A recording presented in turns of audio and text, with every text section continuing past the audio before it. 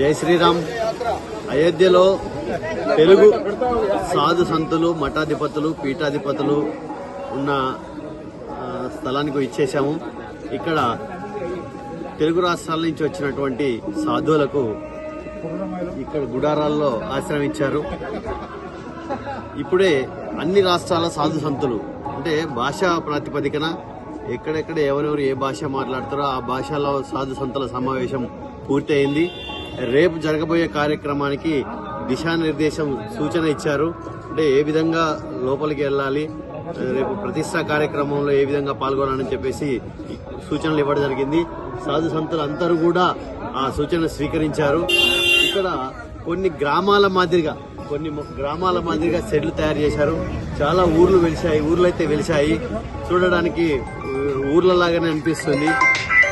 సాధు సంతుల సమావేశం పూర్తయింది ఇప్పుడే ప్రస్తుతం. Gautam neuro care, brain stroke, migraine, fits, brain and spine surgeries కి బెస్ట్ న్యూరో సర్జన్.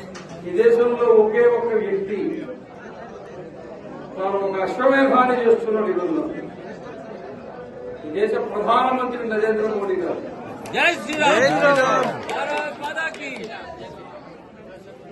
నాసిక్ నుంచి ప్రారంభించి లేపాక్షికి వెళ్లి, లేపాక్షి నుంచి శ్రీరంగానికి వెళ్లి, మధ్యలో ఇంకా కొన్ని క్షేత్రాలను దర్శించి కేరళకు వెళ్లి, కర్ణాటకకు వెళ్లి, నిన్నటి రోజున రామేశ్వరంలో మన దేశ ప్రధానమంత్రి చరిత్రలో మొట్టమొదటిసారి 12 బావుల్లో నీళ్లు నెత్తి మీద పోసుకుని తడి బట్టలతో రామేశ్వర స్వామి దేవాలయంలో ప్రదక్షిణ చేశారు.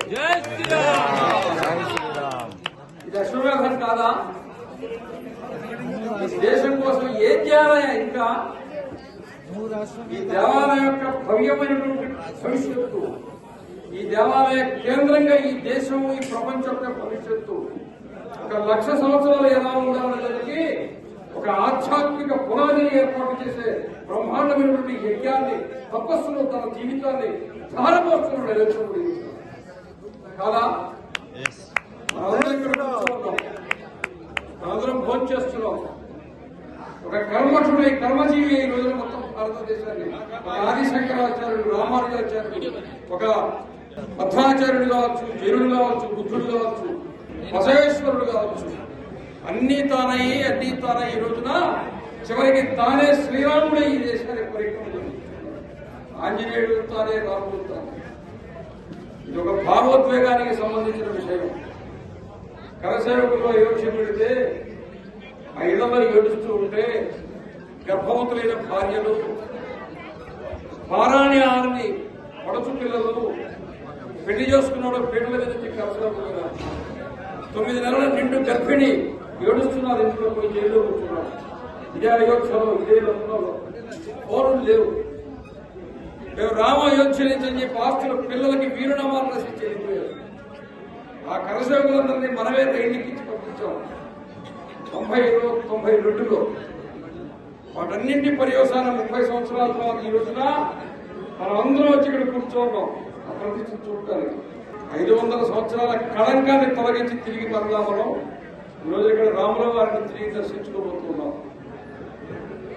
శ్రీరామచంద్రుడు అయోధ్యలో ప్రతిష్ఠితం కావాలంటే వారిని చంపాలా, సుగ్రీవుడిని కూర్చోబెట్టాలా, రావణాసురుడిని చంపాలా, భీషణుడిని కూర్చోబెట్టాలా, అప్పుడే తాను కూర్చుంటాడు. అవునా? ఈరోజు తన దేవాలయాన్ని ఎవరు ధ్వంసం చేశారో ఆ మతానికి చెందినటువంటి యునైటెడ్ అరబ్ ఎమిరేట్స్ లో స్వామినారాయణ ట్రస్ట్ వాడు దేవాలయం కట్టిస్తే దేవాలయం ప్రతిష్ఠ అయిపోతున్నది. అవునా? ఏ జాతి వాడు ఇక్కడ హిందుత్వాన్ని కుంపటి వేళ్లతో ప్రకటించి వేస్తారన్నాడో ఆ ఇంగ్లీష్ వాడి లండన్ లో వాళ్ళ బకింగ్హామ్ ప్యాలెస్ లో రోజున బ్రిటన్ ప్రధానమంత్రిగా ఒక హిందూ కూర్చో ఉన్నాడు. రెండో ప్రతిష్ఠ అయిపోయిందా?